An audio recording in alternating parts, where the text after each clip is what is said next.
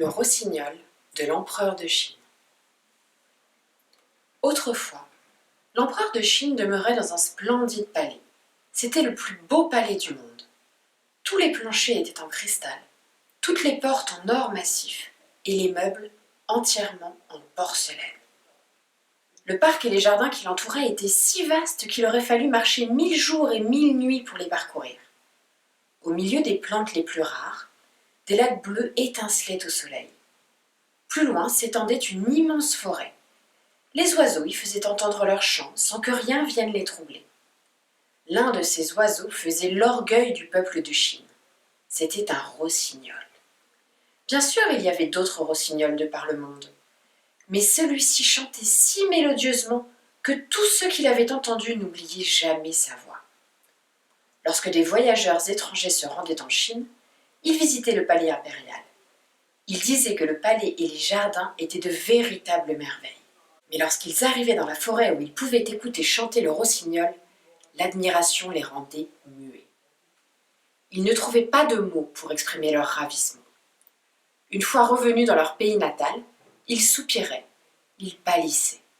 Quand leurs amis leur demandaient la raison de cette tristesse, ils répondaient « Nous voudrions entendre encore le chant du rossignol, le rossignol de la forêt de l'empereur de Chine. » Un poète japonais écrivit même un poème dédié à l'oiseau à la gorge d'or, dans lequel il déclarait « J'ai entendu en Chine 1000 choses merveilleuses, mais la plus harmonieuse entre toutes est la voix du rossignol de la forêt de l'empereur.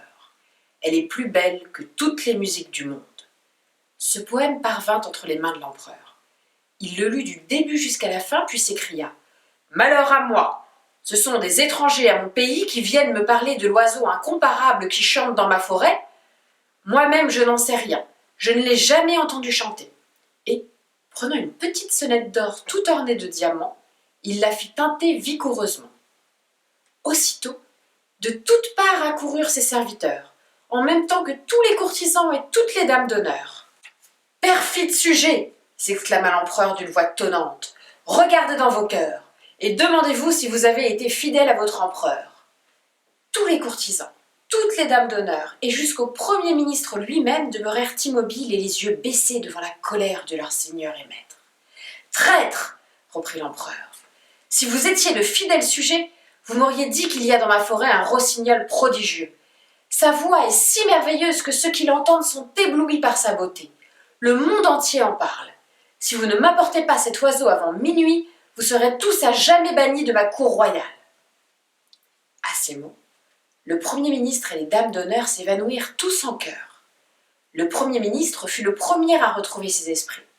Il quitta aussitôt le palais et se rendit aux écuries royales, car en compagnie des chevaux qu'il aimait, il pouvait réfléchir calmement. Il s'assit donc, la tête entre les mains. Peu de temps après, une servante des cuisines impériales arriva dans l'écurie. En voyant le Premier ministre, elle s'approcha de lui et dit « Pourquoi êtes-vous si triste, bienveillant seigneur ? Il se trouve que je sais... » Le Premier ministre releva la tête. En apercevant la fille de cuisine, il grommela « Ce que tu sais ne peut me servir à rien. »« Mais je peux vous aider, » protesta la servante. « Tout le monde dans le palais sait ce que l'empereur a dit. Les belles dames d'honneur ignorent l'existence du rossignol. Mais moi, je le connais. Je sais même où est son nid, car je le vois tous les soirs lorsque je vais porter à ma mère les restes de la cuisine impériale. Et, bien souvent, j'ai entendu sa voix douce en passant au pied de son arbre. Oh, le Premier ministre se leva d'un bond. « Si tu dis la vérité, s'écria-t-il, et si tu peux me conduire à ce rossignol, je te récompenserai magnifiquement. Tu auras de hautes fonctions dans les cuisines impériales. Peut-être même seras-tu autorisé à apporter chaque soir à l'empereur sa tasse de chocolat chaud. »« Noble seigneur, dit la jeune fille, que vous êtes bon. Venez avec moi, vous verrez que je ne mens pas. » Lorsqu'ils passèrent les grilles de bronze qui s'ouvraient sur la forêt, la plupart des seigneurs de la cour les accompagnèrent. Ils entrèrent dans la forêt en faisant grand bruit. Soudain, au-dessus de leur voix, ils entendirent dans le lointain un meuglement. Le Premier ministre leva la main pour réclamer le silence. « Oh, serait-ce la voix du rossignol ?» cria-t-il. Mais la fille de cuisine ne fit que rire. Elle répondit « Certes non, bienveillant seigneur, ce n'est qu'une vache qui meugle dans l'un des champs royaux. » Puis, une grenouille se mit à coasser près d'un étang. « Serait-ce enfin le rossignol ?» demanda le Premier ministre. Certainement pas, Seigneur, dit la jeune fille en riant. Ce n'est qu'une grenouille qui coasse auprès de l'étang. Ils marchèrent encore quelque temps sous les arbres. Les voix des courtisans se turent peu à peu. Le vent tomba. Le silence se fit. Et, dans ce silence, s'éleva soudain la plus belle musique du monde. Le rossignol chantait. Le Premier ministre, clignant des yeux, s'écria alors « Où est-il ? Il n'y a pas de doute, c'est bien le rossignol, mais je ne peux pas le voir. »« Le voilà !» s'écria la jeune fille, et elle lui montra un petit oiseau brun perché sur une branche en haut d'un arbre. « Je vais lui parler. » Elle étendit la main vers l'oiseau et l'appela doucement. « Rossignol, Rossignol, Sa Majesté impériale, l'empereur, désire te voir. Veux-tu venir avec moi ? » « Bien sûr, » répondit-il. « Avec le plus grand plaisir.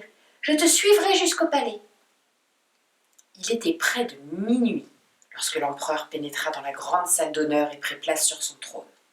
Tremblant, le Premier ministre s'inclina très bas devant lui. Il montra du doigt un perchoir d'or auprès d'une des hautes fenêtres et murmura « Seigneur du soleil, maître de la lune et des étoiles, voici l'oiseau brun de la forêt. Il est venu chanter pour vous. »« Je ne peux chanter ici, » dit le rossignol. « La lumière y est trop vive.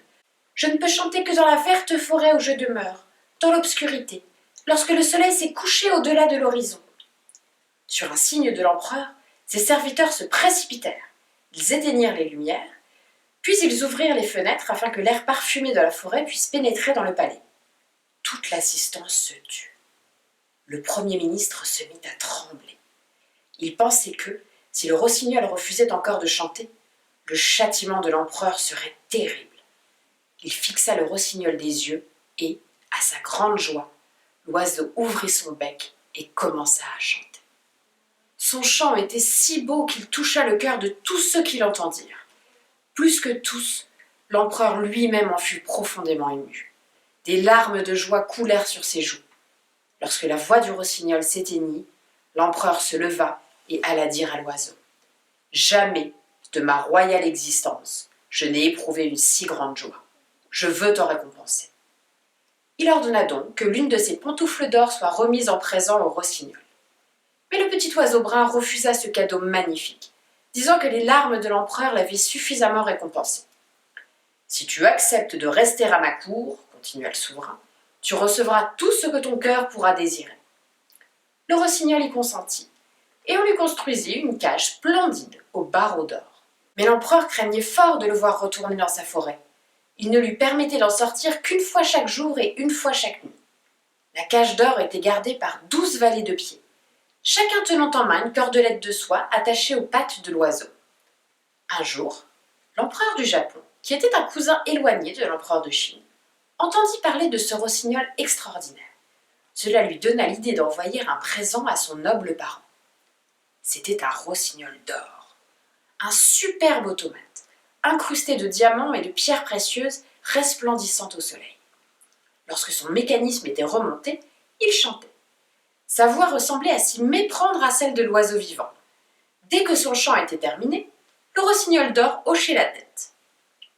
L'empereur du Japon fit mettre ce fabuleux automate dans une boîte. Sur le couvercle, un seul mot était écrit « rossignol ».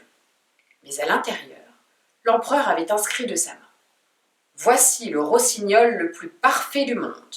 L'empereur du Japon est heureux de vous l'offrir. » Hélas, l'empereur de Chine n'éprouva aucun plaisir à recevoir ce cadeau. Bien au contraire, il en fut extrêmement irrité. Il considérait que c'était une insulte envers son rossignol familier. Pendant toute une journée, il envisagea même de déclarer la guerre au Japon. « Il ne faut pas songer à une chose pareille, » lui dit son Premier ministre. « Ce jouet est d'une grande beauté, sculpté dans de l'or pur, constellé de pierreries. Gardons-le donc, et n'en parlons plus. » Mais l'empereur ne se contenta pas de cette réponse.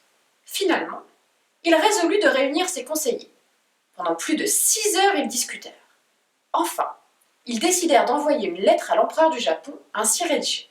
« Notre seigneur souverain vous remercie de votre magnifique présent. Il est heureux de vous informer que le rossignol qui vit en Chine est beaucoup plus précieux que le rossignol mécanique de l'Empire du Japon. » Les derniers mots de cette lettre étaient écrits en caractères minuscules. Il suffisait de prendre une loupe pour les lire. L'empereur de Chine voulut cependant organiser un concours entre les deux rossignols. « Nous jugerons alors, déclara-t-il, quel est le meilleur chanteur. » Le soir fixé pour le concours, les courtisans et les dames d'honneur étaient réunis dans la salle du trône. Au dehors, dans les jardins, se pressaient des milliers de loyaux sujets de l'empereur. Quand tout fut prêt, le Premier ministre remonta le mécanisme de l'automate. Il se mit à chanter, et le petit oiseau de la forêt l'accompagna de la voix. Hélas, il ne chantait pas en mesure.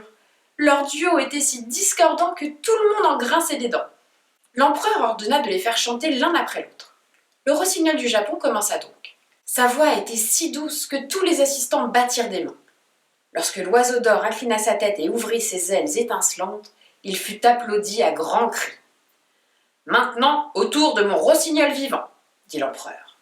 Mais lorsque le Premier ministre voulut le prendre, l'oiseau avait disparu. Enthousiasmés par le chant de l'automate, les valets de pied qui gardaient sa cage d'or avaient oublié leur mission, et le rossignol de la forêt s'était envolé. « Cela n'a aucune importance, dirent les spectateurs. Le petit oiseau brun était bien laid, comparé au rossignol d'or éblouissant. Sa voix n'était pas plus douce. Écoutons plutôt l'oiseau d'or encore une fois. » Ainsi, pour la 34e fois, l'oiseau mécanique fit entendre sa voix. Et pour la 34e fois, tous ceux qui se trouvaient dans le palais et dans les jardins jurèrent que l'oiseau étincelant était le meilleur chanteur. Le maître de chapelle lui-même était de cet avis. Seule la jeune servante, qui occupait un poste important dans les cuisines impériales, pensait le contraire. Mais personne ne l'écoutait. L'empereur déclara donc le rossignol mécanique vainqueur. Il eut sa place sur un coussin de soie auprès du lit impérial et reçut le titre de Royal chanteur du repos impérial. Dès la fin de cette année, l'oiseau brun fut complètement oublié. Les riches comme les pauvres offraient des cadeaux à l'oiseau d'or et les poètes lui dédiaient leurs vers. Or, un jour, un terrible événement se produisit. Comme d'habitude, l'empereur se reposait sur son lit, les yeux fermés, attendant que chante son merveilleux automate. Mais au lieu de la voix mélodieuse, l'oiseau ne fit entendre qu'une série de grincements, de sifflements, de crissements affreux et de couacs. L'empereur en grinça des dents. Il s'assit sur son lit, regardant son jouet précieux avec horreur. Enfin, avec un dernier hoquet, le mécanisme de l'oiseau s'arrêta définitivement. L'automate était devenu muet. L'empereur fit appeler en hâte le grand horloger de la cour. « Je ferai de mon mieux, votre majesté, pour remettre en marche ce mécanisme, » dit l'horloger. « Mais je vous prierai de ne pas demander à cet oiseau de chanter plus d'une fois par an. Ses rouages sont complètement usés. » La triste nouvelle se répandit rapidement. En apprenant que l'oiseau de l'empereur ne pourrait plus chanter qu'une fois chaque année, les habitants de l'Empire se mirent à pleurer. Le Premier ministre entreprit de visiter toutes les villes et les villages pour réconforter son peuple. Il expliquait dans de longs discours que tout allait bien, puisque l'oiseau était encore capable de chanter. Cette situation se prolongea pendant 5 ans. Et puis, un jour, l'empereur de Chine tomba gravement malade. Il était si malade que ses sujets se rendirent en foule au palais pour avoir de ses nouvelles. Toutes les nuits, il restait dans les jardins, espérant que sa guérison serait proche. Hélas, la santé de l'empereur ne s'améliorait pas. Ses médecins et son entourage étaient désespérés. L'empereur sentait que la mort était proche. Il rêvait de sa vie passée. Il se souvenait des bonnes actions qu'il avait accomplies, et aussi du mal qu'il avait fait. Au milieu de ses cauchemars, l'empereur se réveillait, tout fiévreux. Alors il demandait à entendre de la musique. « Le chant de mon rossignol d'or » murmurait-il à tous ceux qui l'entouraient. « Voilà ce que je souhaite entendre, plus que tout au monde. » Mais cette année-là, l'oiseau d'or avait déjà chanté sa chanson. Personne n'osait donc le remonter encore. L'empereur se retrouvait seul, malheureux et sans espoir. Or, un soir, par la fenêtre ouverte, il entendit la voix tant attendue.